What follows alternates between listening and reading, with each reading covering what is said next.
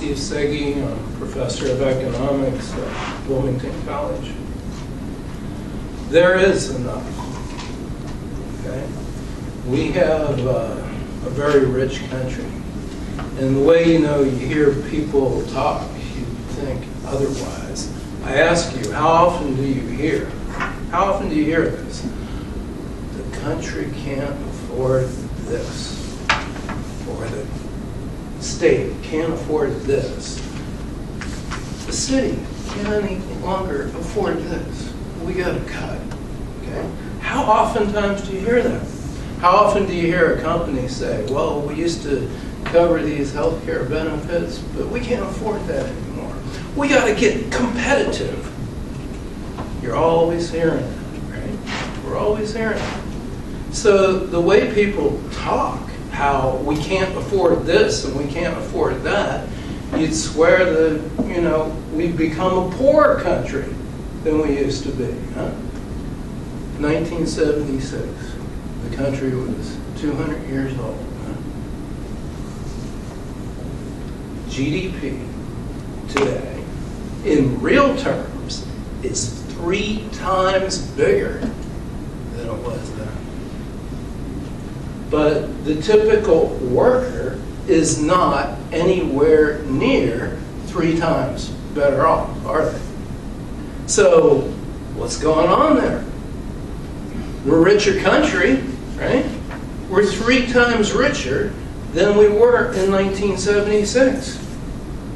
Well, the top 1% doubled their share of national income, even as the wage rate in manufacturing peaked in the middle to late 1970s. Huh?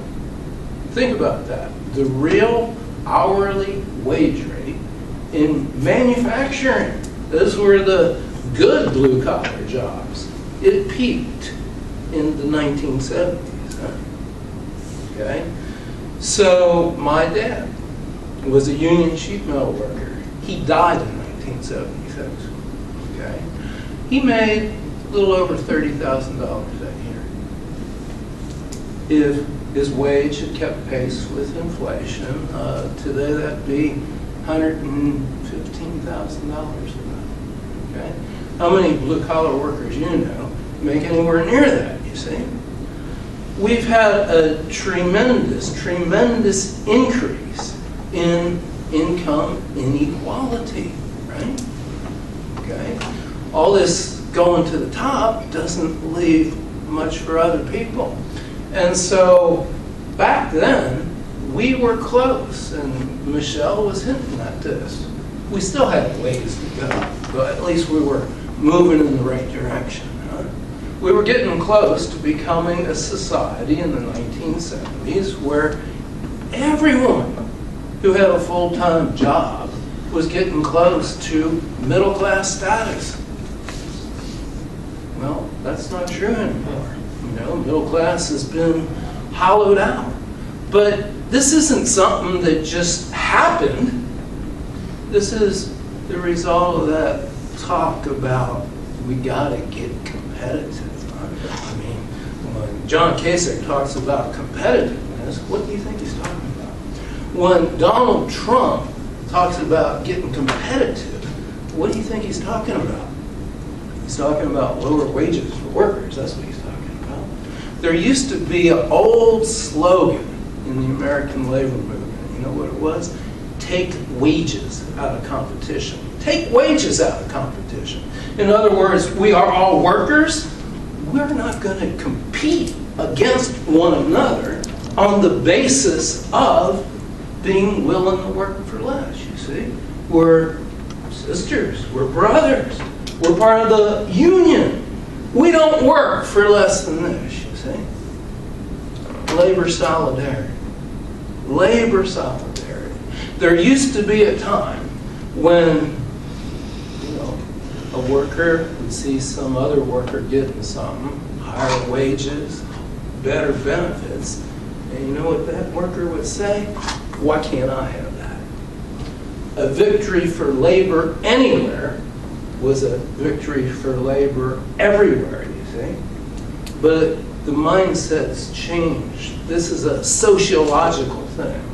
It's when a worker sees another worker getting something, it's like, why should they have that? I don't have that.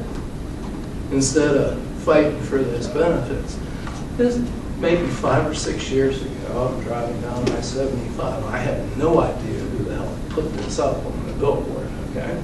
But the billboard was up there, and it was a rap on Cincinnati public school teachers. You say they get so many sick days a year. And I don't know what the purpose was, but it was kind of channel envy, you see? It's like they're getting something you don't have, right? Okay? So we had an erosion of labor solidarity over the last 40 years. Got to get that back. We've also had these trade deals, okay, which has kind of created a race to the bottom, okay? It's like countries are in competition with one another to see who can pay workers less, who can protect workers less, who can protect the environment less. It's a race to the bottom.